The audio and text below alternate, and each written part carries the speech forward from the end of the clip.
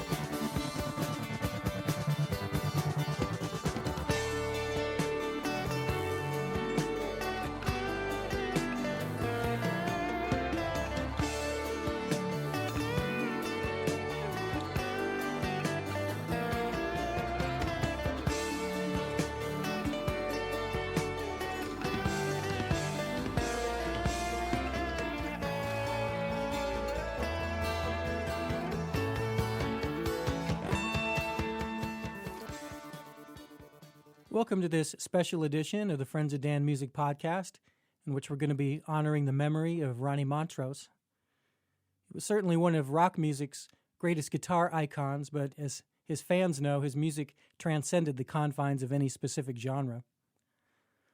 We're recording this on March 7th, 2012. He passed away on March 3rd, and most of us didn't hear about it until March 4th, which was only 3 days ago, so the sad news is still pretty fresh in the hearts and minds of the people we're going to be hearing from in a moment. Some very talented people who personally knew Ronnie Montrose have kindly offered to share their thoughts and feelings about him with us, and of course we're going to be playing a lot of his music as well. Before we get to our first call, I want to give you a little background on his career. In 1971 and 2, he was a very active session musician, playing guitar on the recordings of a number of well-known artists like Van Morrison, Herbie Hancock, Boz Scaggs, and of course Edgar Winter. In 1973, he formed the band Montrose, whose debut album is a true classic in the hard rock genre.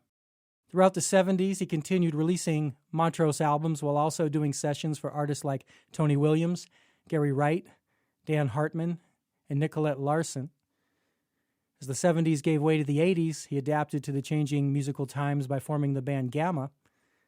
Between 1978 and 1999, he also released several excellent solo albums. And as if all that wasn't enough, he also found the time to produce the projects of a number of other artists, so throughout his life he was clearly a major contributor to American music. I personally first became aware of him in 1978 when I saw him perform Town Without Pity on a TV show called The Midnight Special. What really struck me about the performance was the sheer tastefulness of his playing. Rather than trying to play as fast as possible, he seemed to be more concerned about playing as expressively as possible with a lot of long, held notes and some incredibly tasty string bending.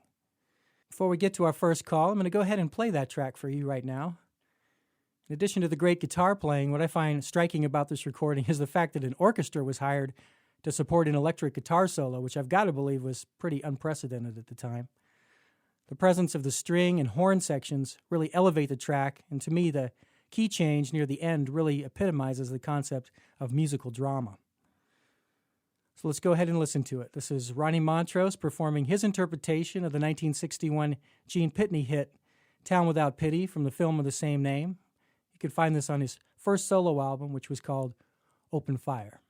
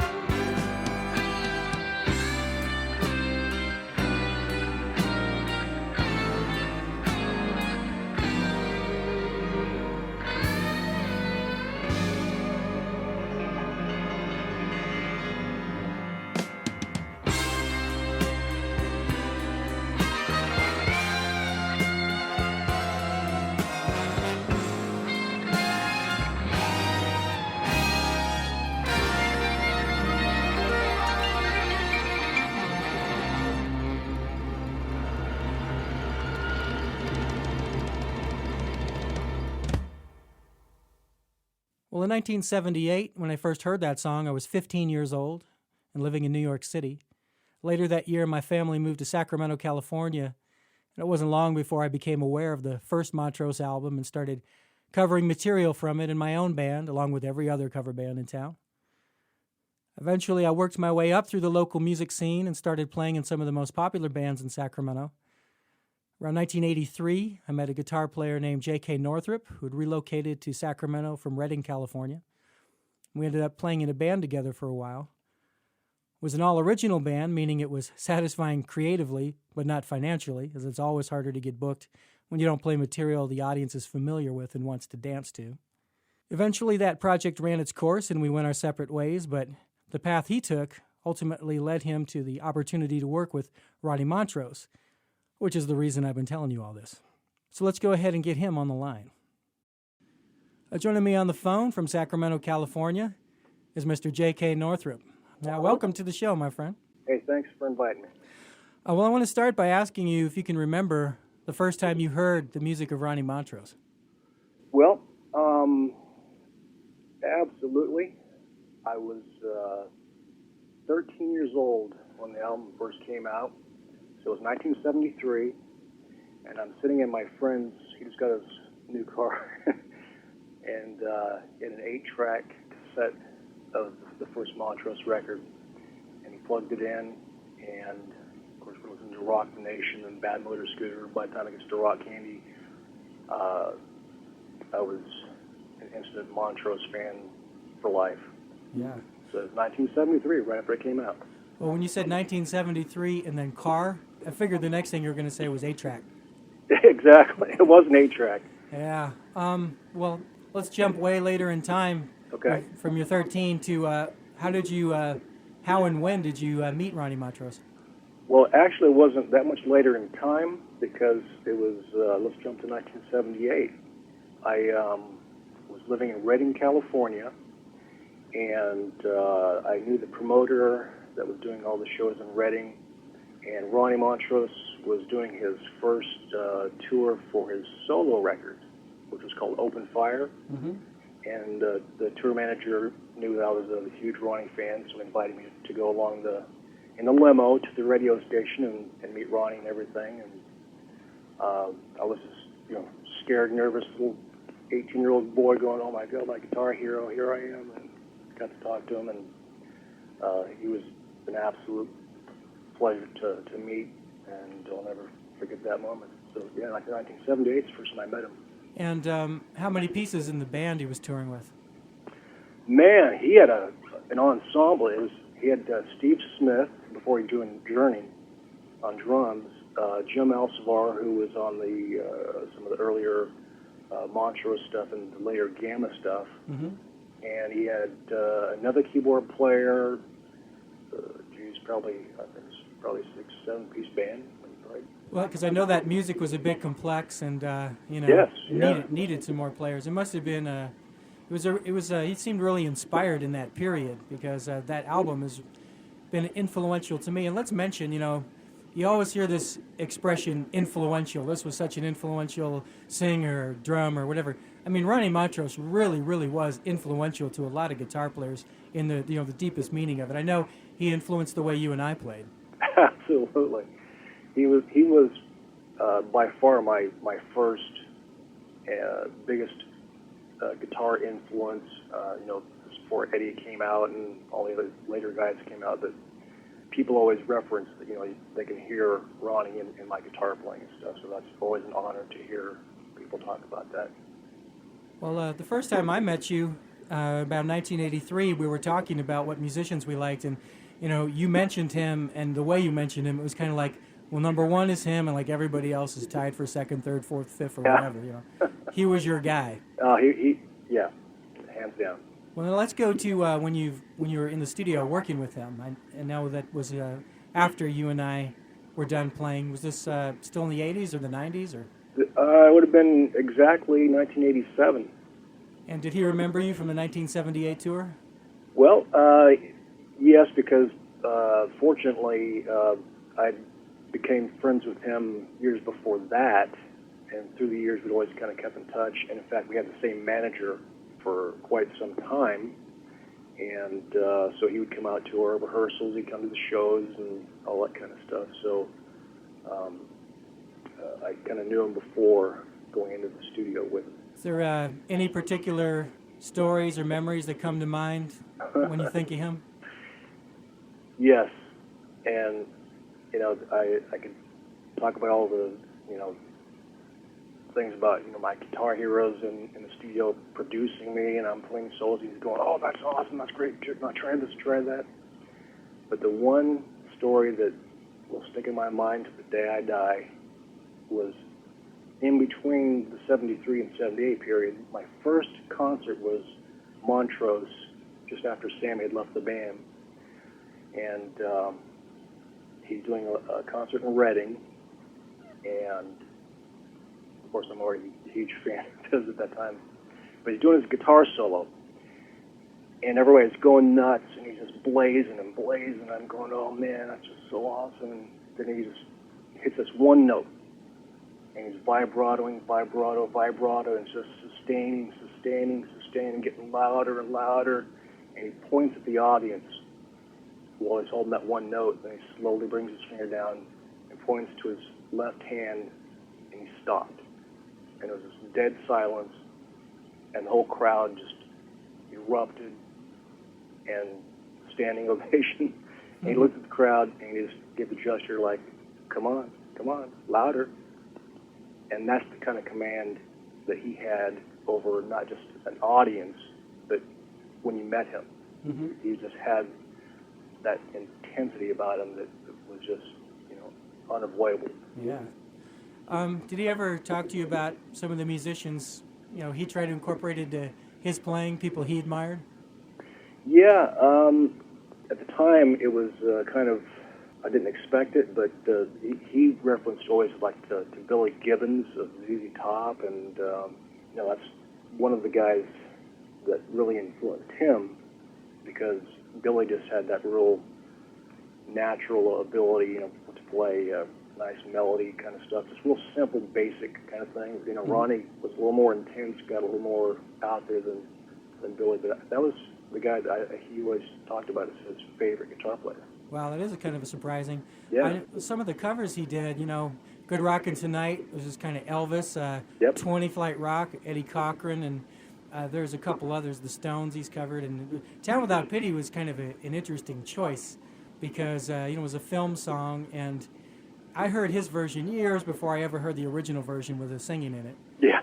But Telstar was a #1 instrumental hit years ago, and he covered that, so he kind of didn't make the obvious choices, I guess. Yeah, and when I first got, in fact, I've got that. I've got the CD right here in front of me of Open Fire, and was just listening to it, prior to you guys calling here, because I wanted to get in the Montrose mood, and that was one of the songs that I covered when I was playing back. If you remember, Glenn. Mm-hmm. Back in the early days, we were doing a lot of Montrose covers and everything, and that was one of my favorite songs to play, or try to emulate, because I'd try to learn it note for note and everything. And he did such an amazing job on that song. I just loved hearing it. The passion in his playing is just. Oh yeah. We're speaking of Glenn Hicks, a drummer and vocalist who we both worked with, and is a good friend of yours. And when you talk about Montrose and drums, I mean, Rock Candy seems to be up there on par with When the Levee Breaks and Highway to Hell as most recognizable, monster drum beats. It is, and it's it's going to be his I don't want to say swan song, but it's certainly the song that will be in his legacy for forever. And can't imagine any time in any foreseeable future they're going to stop playing that song and several others. They're timeless. Exactly. And admittedly, Ronnie goes, yeah, we wanted to sound like Led Zeppelin. We wanted to have that real levee break kind of thing, but just be real more American rock, as opposed to the British rock. Well, the online comments I've seen over this last week, Rock Candy is probably the most mentioned song, but when I heard that first album, it was by far not my favorite track. I mean, there's a whole lot of stuff on there I mean, you got a song like "Make It Last." I mean, how many times do you hear like philosophy expressed, in a rock song, in an interesting and relevant one, and Space Station Number 5, and he's doing his funny little chirps on the guitar, and he's incorporating acoustic in a clever way, and so Absolutely. there was definitely a lot going on there to set that apart. My personal favorite on that first record was Space Station Number 5. Yeah, a lot of people feel that way. I mean, when I first plugged in that 8-track, like I said, when I was 13, I just went, wow, that's cool. And Bad Motor Scooter, I was going, how the heck is he making that sound? I had no idea what that slide guitar was at that time. Well, when I moved to Sacramento in 1978, I went to a concert at Hughes Stadium. The headliner was Hart. Uh-huh. Before them was Sammy Hagar. Before him was Bob Welch, formerly of Fleetwood Mac. Before him was Randy Meisner, who had just quit the Eagles. And before him was Jeff Watson Band. Wow. And Sammy Hagar came out. He did, Red, songs like that. And I didn't know who he was yet. So this is the first time I'd ever heard of him. So I was hearing all these songs for the first time. He did Bad Motor Scooter, and he sat right there on the edge of the stage and played a lap slide guitar. So, I heard it and saw it for the first time. It was quite an interesting day. Yeah. I hadn't started school yet, and I hadn't made any friends yet. And I did have one friend from years ago when I lived there in the second grade. And he went to the concert with me and was like, I was like, Northern California is going to be a cool place to live, I felt. There were some good times to be had here in Northern Cal. Oh, yeah. Well, we've got some more calls to get to. I'm going to have to let you go. I'd love to have you come back on the show sometime and talk about your own music. Oh, I've got lots to say, Dan. I know it'll be a good one. In the meantime, is there any particular song you want me to play as your personal tribute to Ronnie? There is, in fact, the song that sums up Ronnie Montrose, not only as an individual, but as a guitar player and an influence, and what he personified on stage and in life to me, is I Got the Fire. Oh, yeah. That guy, when he hit the stage, he was on fire, and he was on fire when you're just sitting there having a conversation, and just one of the most wonderfully intense, motivating people I've ever met. Mm-hmm. So that would be my choice right there. Well, it's an excellent choice. In that composition, I do hear, it sounds like a type of song you would write, actually. Actually, I did write that song. I just gave it to him. That's right. You slipped it to him. I wish I did, but glad he did, though. Yeah. Well, thanks again for sharing your experiences with our listeners. Appreciate it. Hey, thanks for calling. Anytime. Okay, from the second Montrose album, Paper Money, this is I Got the Fire.